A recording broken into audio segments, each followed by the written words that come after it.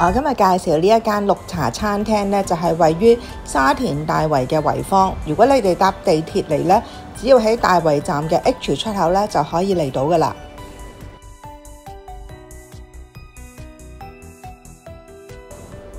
呢間餐廳呢，主打呢就係新派嘅江浙菜，佢主要呢用西湖做背景。同埋香港呢，佢首創呢用船型包廂愛嚟做餐廳，咁令到呢所有嘅客人呢好似置身西湖泛舟嘅感覺，增加呢個餐廳嘅特色。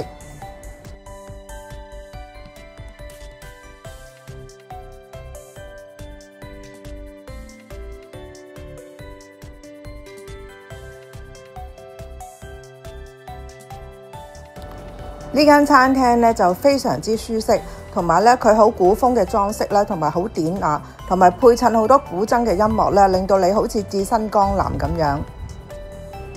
呢間餐廳嘅牆邊咧有好多山水畫同埋古詩咧，好貼合佢呢間餐廳嘅主題，同埋佢啲燈光同埋個燈籠嘅裝飾咧，咁令到佢真係好有江南嘅感覺。如果打卡咧，真係一流嘅餐廳。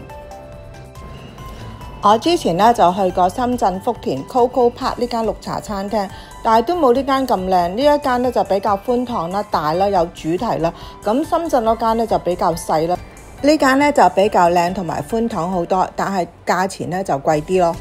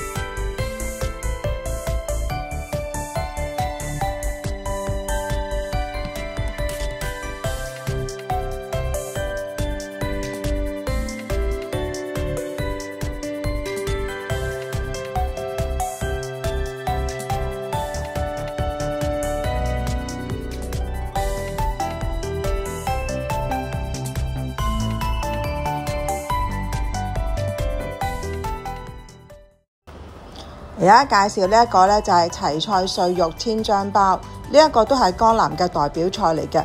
咁佢用啲百葉咧包住啲齊菜咧，同埋啲碎肉咧，啲碎肉剁到好碎好碎咁樣。咁呢個都係手工菜嚟嘅，包住咁樣咯。咁但係呢一個就我覺得佢比較淡咗啊，同埋比較清，所以我覺得呢一個就不過不失啦。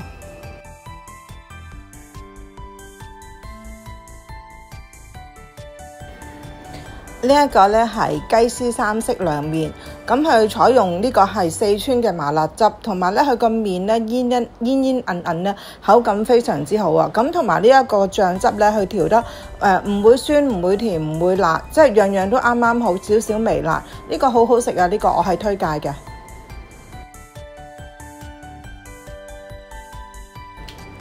而家介紹呢一個呢就係東坡肉。咁呢個東坡肉呢，佢呢個就有少少強差人意啦，因為唔係好夠味啊。夠肉 OK 嘅，咁同埋佢又即係爭少少唔夠腍咯，燜多一陣會好啲咯。咁最主要就唔係好夠味咯。咁呢個東坡肉呢，就同我喺大陸食嗰個有啲唔同嘅。咁我哋大陸食嗰個就冇飯嘅，咁佢呢個呢，就有少少飯喺底咁黐住，咁都 OK 嘅，冇咁漏。但係個價錢就爭好遠啦！我哋喺深圳食呢就係22蚊一份嘅，size都係同呢個一樣，咁但係就冇飯咯。咁呢一度呢就係98蚊一份咯。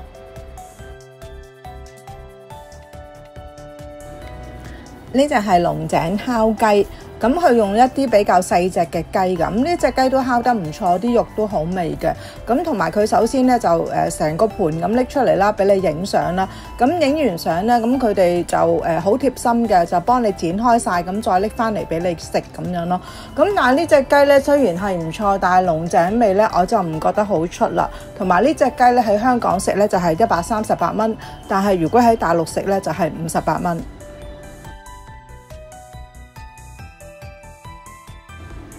呢一款咧係西湖雷峰塔，呢個係甜品嚟嘅，呢個係凍食㗎。佢主要嘅材料咧就係珊瑚，即係我哋嘅淮山啦。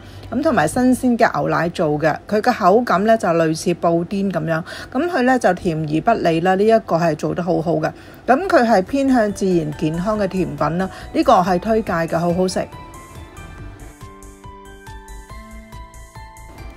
呢個咧係呢間餐廳嘅招牌甜品，叫做綠茶餅。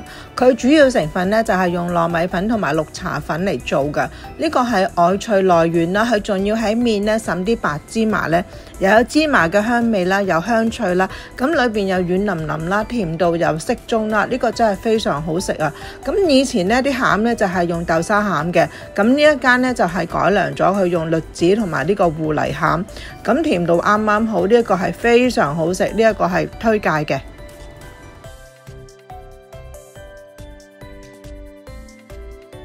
最後咧就介紹呢個飲品啦，就係紅寶石琉璃啦。咁佢上嚟嗰陣時咧，佢係好靚㗎個杯。咁佢嗰個紅仔咧係酸梅湯嚟嘅，成嚿冰咗嘅酸梅湯。咁佢裏邊咧就有啲爆珠咁咯，同埋佢又唔會太甜，又唔會太酸。呢個好好飲啊！呢一個。雖然呢間餐廳咧同深圳比較咧都貴咗一大橛，咁但我覺得又唔公道咯，因為香港冇辦法啦，佢鋪租貴，人工貴，咁所以價錢都會爭啲咯。嗱，你計翻時間車程咧，咁我覺得都仲還可以嘅，有時間我都會嚟再試下呢間餐廳。溫馨提示，呢一間餐廳呢，逢星期1至5呢下午茶時間呢就係2點半至到5點，咁呢就有7、8折。星期6日同埋公眾假期呢下午茶時段呢就係3點至5點，就係8折。